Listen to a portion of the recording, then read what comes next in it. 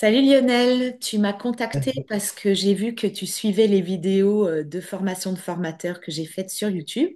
Je voulais savoir comment tu les utilisais dans ta formation de formateur à toi et comment tu as trouvé le FPA que tu as passé il y a une dizaine d'années et comment tu l'utilises aujourd'hui. Je te laisse la parole. Est-ce que tu peux te Bonjour. présenter et puis nous expliquer tout ça? Donc bonjour, alors je me présente, je m'appelle Lionel. Je suis formateur dans le milieu du secourisme principalement depuis un peu plus de 20 ans maintenant. Et j'ai passé ma formation de FPA il y a à peu près une dizaine d'années. Alors, cette formation a été un tremplin pour moi sur le domaine de la pédagogie, puisque c'est là où j'ai appris notamment énormément de notions, de compétences, d'objectifs et autres dans ce domaine-là, qu'on ne retrouvait pas forcément dans le cadre associatif où j'étais pour dispenser des formations au premier secours notamment, quel que soit le niveau. Alors, cette formation FPA était vraiment une bouffée d'oxygène, puisque par la suite, j'ai passé mes formations de formateur dans le milieu agré sécurité civile pour former des formateurs dans le domaine de la pédagogie qui, eux, transmettront ces informations-là dans le domaine du secourisme. Et en fait, le FPA m'a montré une professionnalisation de ce métier-là que nous, on n'a pas dans le domaine associatif. Et ça a été vraiment un tremplin puisque de plus en plus, on est en train de professionnaliser cette formation-là et de se rapprocher au titre de FPA. Donc moi, ce que j'encourage fortement, et notamment dans le domaine de la pédagogie associative ou autre, c'est de professionnaliser cette formation et de passer notamment le titre de FPA pour qu'il y ait une reconnaissance et une plus-value, un, pour l'apprenant et deux, pour la structure. Et dans le cas de tes vidéos, eh ben, j'ai trouvé ça très intéressant parce que j'ai cherché énormément de vidéos pour que les apprenants puissent aller un peu plus loin dans le domaine de la formation. Et tes vidéos répondaient vraiment à ces attentes-là que les apprenants avaient. C'est-à-dire qu'on a un programme de formation, on ne peut pas aller au-delà malheureusement, on prend le temps et autres, mais tes vidéos permettent de répondre à un bien nombre de questions qui vont un peu plus loin par moment par rapport à nos attentes, nos objectifs et surtout nos compétences. Donc, moi, j'encourage vivement ce type de visionnage, d'écoute active de tes vidéos, puisque vraiment, c'est un tremplin pour l'apprenant qui veut aller vraiment plus loin dans le domaine de la formation. Quelle Voilà. vidéo tu leur as proposé de voir? Alors, la dernière vidéo, je me souviens plus que c'est parce que je t'avoue, j'ai pas mal de dossiers en tête là-dessus. C'était sur. Mince. Tac, tac, tac. Si tu peux me rappeler celle Alors, que. j'ai fait l'analyse des pratiques professionnelles, Oui, il y avait celle-là, c'est sûr. Et l'autre, c'était. la rédaction des dossiers techniques. Voilà, celle-là aussi qui était très intéressante. Donc, la rédaction des dossiers techniques, c'est quelque chose qu'on aborde en formation, autant dans le milieu du secourisme ou dans le cursus aussi dans mon cursus scolaire que je suis en train de faire en tant qu'élève, ingénieur, responsable pédagogique, où parfois j'avais des questions, notamment auprès de mon mentor et autres. Et c'est vrai qu'on nous demandait d'aller un peu fouiner à droite, à gauche. Et en fait, tes vidéos ont été une plus-value pour mes études déjà en école d'ingénieur. Ah Et oui. de deux, surtout aussi pour la rédaction des soutenances de dossiers qu'on peut demander aux formateurs dans certains cas. Puisqu'on voit nos formateurs une fois par an, ou nos formateurs de formateurs une fois par an. Et en fait, le fait de réaliser et d'avoir ta vidéo, ça permet d'avoir une base de travail pour eux et pour savoir comment on va construire, comment on va faire, etc. Donc, j'ai trouvé D'accord. ça très enrichissant. Merci beaucoup. Tu leur as Merci à proposé toi. aussi de visionner celle sur la progression pédagogique, les méthodes Oui, pédagogiques d'évaluation. c'est ça. OK. C'est ça. Et est-ce que tu leur as... Alors, parce que nous, Ouais, vas-y. Pardon. la particularité. c'est que c'est assez figé par moment dans les textes. Et moi, je leur demande une ouverture professionnelle. Et toi, ce que tu proposes, c'est une ouverture professionnelle. Donc, vraiment une professionnalisation de ce métier-là que je trouve passionnant. Tandis que nous, par moment, on a un cadre où notamment on va suivre plus ou moins le rythme ternaire, donc découverte, apprentissage, application. Et je leur dis bien, allez voir autre part. Il y a autre chose. Professionnalisez-vous. Vous êtes des formateurs, donc vous êtes capable de faire l'enseignement, par exemple, de comment faire un papier cadeau, puisque c'est bientôt d'actualité. Si on vous demande ça, vous êtes formateur. Oui, mais comment on fait? Est-ce qu'on fait découverte, apprentissage, application? Et là, ton lien sur la progression pédagogique est très intéressant et instructif aussi. Donc, voilà.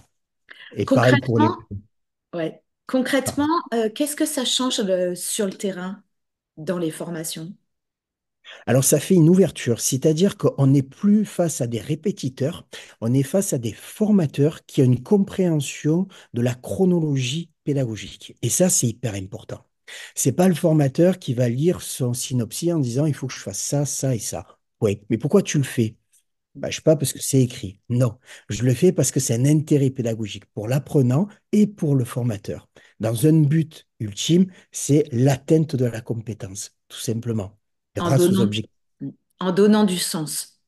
Voilà, c'est ça, exactement. Mm.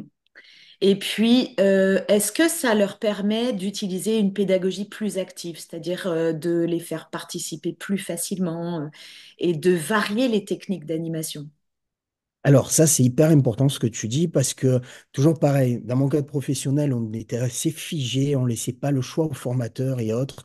Et en fait, le fait de ouvrir, moi j'ouvre, parce que j'ai cette possibilité-là dans le cadre professionnel et de mes études, d'ouvrir cet intérêt pédagogique, c'est de rendre active une formation et pas le savoir qui vient du formateur directement aux apprenants. Donc maintenant, c'est ce que j'essaye d'ouvrir, de professionnaliser grâce au FPA et aux nouvelles données scientifiques, sociaux et autres, que l'apprenant, il est là avec un savoir qu'il faut utiliser et c'est eux qui vont construire cette formation. Et dans tes vidéos, c'est ce qu'on retrouve là-dessus. Et c'est Ouais. ça qui est important. Ben, merci beaucoup. Merci à toi. Sur ta formation d'ingénieur pédagogique, qu'est-ce que tu apprends en plus? Alors, ce qui est intéressant, c'est qu'il n'y a rien qui est figé. On est plus ou moins libre. Du moment où il y a un sens et que lorsqu'on fait nos soutenances, parce que c'est assez intense comme formation, lorsqu'on fait nos soutenances, du moment où il y a une justification et une logique pédagogique avec surtout une pédagogie active avec la ludopédagogie et autres, tout ça, ça permet de valider. On teste, on analyse, on améliore. Et ça, j'ai trouvé ça fabuleux, puisque notre métier est assez vaste, assez large, très peu connu. On a une demande de formation, on va la créer de A à Z avec des groupes d'experts, responsables de ci, responsables de là. Et moi, mon objectif, et surtout dans le cadre professionnel, c'est de rendre active vraiment cette formation. Et plus je m'assois, j'écoute et je pars. Ça, c'est fini. Voilà. Pour que le groupe mémorise, il faut les faire participer un maximum, en fait, les faire manipuler, vraiment les rendre acteurs de leurs apprentissages, ouais. Et de Ouais. multiplier les études de cas, les jeux de rôle, le travail de groupe, voilà, toutes ces techniques qui permettent déjà de créer une dynamique de groupe et ensuite de pouvoir être plus à l'aise et de participer plus facilement en cours. Ouais. Ah, je suis Ouais. totalement d'accord. La formation d'ingénieur pédagogique, elle dure combien de temps et tu la suis en ligne, il me semble? C'est ça. Alors, je la suis à Open Classroom. J'ai pris le cursus 9 mois. Parce que j'avais les prérequis pour rentrer là-dedans. Sinon, c'est conseillé sur 18 mois de formation. Alors, c'est une formation qu'il faut prendre avec cœur, passion. Moi, je suis passionné de pédagogie et de formation. Mon objectif, c'est, je continuerai mes études par la suite, puisque j'ai déjà un cursus qui le permet, c'est de me dire qu'est-ce qui va retenir l'apprenant de cette formation et des autres formations qu'on va faire. Et cette formation-là, donc, elle est assez volumineuse, elle est très large. On nous donne des techniques qui sont fabuleuses et surtout une réflexion qui nous permet d'aller un peu plus loin. C'est juste une méthodologie, hein. qui nous permet de plus loin. Et j'encourage fortement les gens qui aiment la formation, qui aiment la conception de formation et l'analyse, de se plonger dans cette formation-là. Qu'est-ce que vous avez comme module? Alors, c'est très large. On peut avoir de l'analyse de formation, ça peut être la préparation au Calliope, ça peut être les synopsis, la création d'une formation qui est en distanciel, présentiel ou mixte. Ça peut être des dépôts RNCP qui vont être réalisés. Voilà, c'est assez large. On est aussi capable de faire des audits de performance et autres parce qu'au-delà de cette formation, on a une multitude de compléments de formation que l'on peut suivre et c'est très enrichissant. Et c'est pas trop dur de travailler en visio, tout seul, à la maison? Et tu travailles à côté en plus?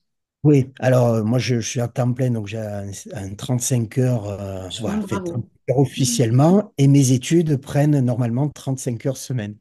Ah Donc, ah ouais, voilà. tu passes tes week-ends, quoi. Alors, j'y passe mes week-ends, mais en fait, au final, c'est très court parce que je sais pas, je vois pas le temps passer. J'arrive en fin de parcours, je commence mon 12e parcours, donc j'ai quasiment fini. Je fais ma soutenance 11 cette semaine. J'ai pas vu le temps passer et la seule chose que je me languis, c'est de pouvoir poursuivre mes études encore dans ce domaine-là pour pouvoir apprendre encore plein de choses et surtout le redistribuer par la suite. Qu'est-ce que tu veux faire après? Alors, j'aimerais bien faire une formation. Alors, ça serait peut-être dans le cadre d'une VAE. C'est formateur d'enseignants et de formateurs et de coordinateurs pédagogiques. En fait, c'est un titre niveau 7, donc Master 2 dans ce cas-là, qui permet vraiment de faire l'analyse complète et vraiment la formation de formateurs et de cadres pédagogiques. Donc, Ok. c'est ce qui correspond à ce que je fais actuellement dans le milieu associatif. Et c'est sur Open Classroom aussi? Alors non, malheureusement, c'est pas sur Open Classroom, mais Open Classroom a l'habitude de travailler avec cette structure, donc qui est très très bien de ce que j'ai eu. J'ai eu un premier contact avec eux, C'est qui est qui? alors c'est l'université catholique. Hmm. Voilà. Alors je connaissais pas, je savais pas qu'ils faisaient. Ouais, Donc c'est assez connu parce qu'ils ont ils font beaucoup de choses. et surtout très intéressant. Il Ouais, faut un accompagnement vraiment exceptionnel pour juste avoir mis le pied dedans. Voilà, c'est très bien. Comme Open Classroom d'ailleurs. ouais, ok. Et ce sera en présentiel ou tu continues à distance? Alors, moi, je suis un passionné de distanciel parce qu'au moins, je travaille aux heures que je peux. Ah, Euh, ok. je suis un acharné du travail sans me vanter. J'adore ça, j'adore étudier, j'adore apprendre et lire. Donc, si je peux, je le ferai en distanciel, sachant que là, ça serait plus une VAE que je ferai dans Hmm, ce cas-là. ok. Voilà. Est-ce que tu peux nous présenter par exemple des livres que tu as lus sur le métier de formateur ou sur l'ingénierie pédagogique d'une manière générale? Est-ce que Alors, tu as des ouvrages intéressants? j'ai quelques ouvrages. Alors, pour ceux qui veulent déjà le formateur qui commence à s'intéresser et autres, j'ai trouvé que la boîte à outils du formateur est très bien, Moi qui aussi, je donne trouve que pas c'est le mieux. Hmm. voilà. Après, les sciences cognitives, moi, je trouve que c'est hyper indispensable dans la conception de formation et de comprendre comment l'adulte il apprend et autres, Hmm. puisque j'ai pu passer dans des formations et je me suis rendu compte que ce qui était enseigné datait de 1990, 2000, qui était absolument absurde. Et quand j'ai discuté avec l'équipe d'encadrants, où on a parlé de neurosciences et autres, ils étaient complètement bouleversés de se dire, mais ça a tellement évolué. Voilà, Ouais, donc il faut respecter les évolutions de la science et mettre cette science-là au profit de notre formation. c'est sûr. Je Voilà, viens de me former aux neurosciences dans l'apprentissage. C'est vrai que c'est génial et je pense qu'il faut se former à l'intelligence artificielle. exactement. Qui est un des outils chez nous Ouais. pendant nos...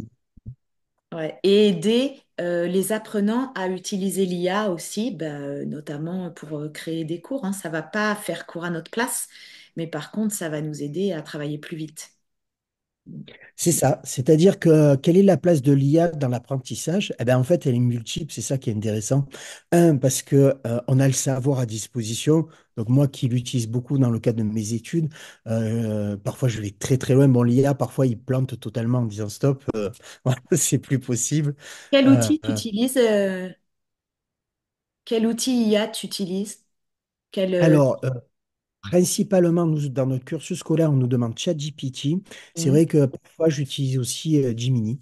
mm, Qui est pas mal aussi, et les deux se complètent. ChatGPT, on peut faire énormément de choses, surtout quand on a compris son fonctionnement. mm, mm, Donc, mm, j'ai suivi une formation de 8 heures là-dessus, qui était très intéressante mm, sur ChatGPT. Et en fait, il faut voir l'IA pas comme quelque chose qui va remplacer l'être humain, mm. notamment dans le domaine de la formation, mais qui ça va être un complément et un levier d'apprentissage supplémentaire Exactement. Mm. pour Au l'apprenant. même titre que des recherches sur Google ou que avant on avait les dictionnaires, on avait les encyclopédies. Maintenant on a l'IA pour nous aider à travailler, mais en tout cas ça fait pas à ma place quoi. Je suis obligée quand même de relire. Des fois il y a des phrases en double, des fois des paragraphes en double, voilà, ce genre de choses. Donc faut être très attentive et avoir les compétences. Sinon tu peux pas utiliser l'IA si toi, t'as pas les compétences que tu lui demandes. Mm. C'est ça. Exactement. Est-ce que tu peux nous présenter ta structure dans laquelle tu es formateur? Alors, oui, pas de souci. Moi, je suis formateur à la Croix-Blanche à Marseille. Donc, c'est une structure très peu connue qui est un peu comme la Croix-Rouge, parce que j'ai fait 20 ans la Croix-Rouge auparavant, où j'ai passé toutes mes formations de formateur principalement. À la Croix-Blanche, on est des salariés professionnels et on enseigne principalement, et on dispense des formations dans le secourisme et le paramédical. Voilà.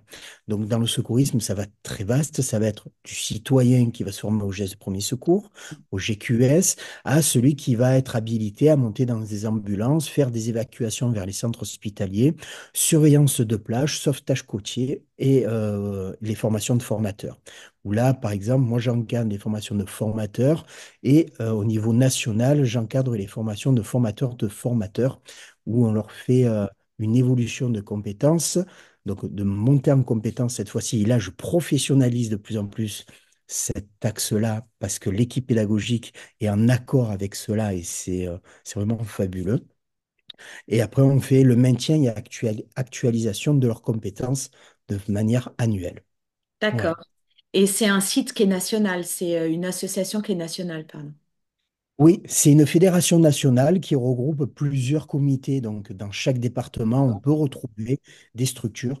Voilà, il y a diverses structures qui existent, la Croix-Rouge, la Croix-Blanche, la Protection civile, D'accord. puisqu'il peut en citer aussi. Mais voilà, c'est le même principe. Ok. Eh ben écoute, moi je suis à La Ciotat, donc on n'est pas très loin. Or, Ouais. ben, c'est rigolo. J'habite Cassis. Oui. Ah oui, d'accord. Ah, voilà. Et je mets en place des rencontres pour les formateurs assez régulièrement, donc que ce soit à Paris ou dans le sud. Et Voilà. donc, bah, on essaiera de se rencontrer et d'organiser un truc ensemble. Ce serait sympa de se voir. Avec Ouais. plaisir. Avec plaisir. Ok. Est-ce que tu veux avoir le mot de la fin? Que le métier de formateur, c'est comme un peu tout. On apprend tous les jours. C'est passionnant de transmettre, remise en question indispensable, et il faut faire progresser les formations et surtout la formation d'adultes. T'as bien raison. Il faut continuer à se former. Je suis d'accord. Merci Lionel, c'était Merci. super. Et puis, bah, à bientôt, sûrement à Marseille ou à Paris si tu remontes de temps en temps. Je remonte souvent. Et merci pour l'interview, c'était adorable. Merci. À Merci. bientôt. Au Bientôt. revoir.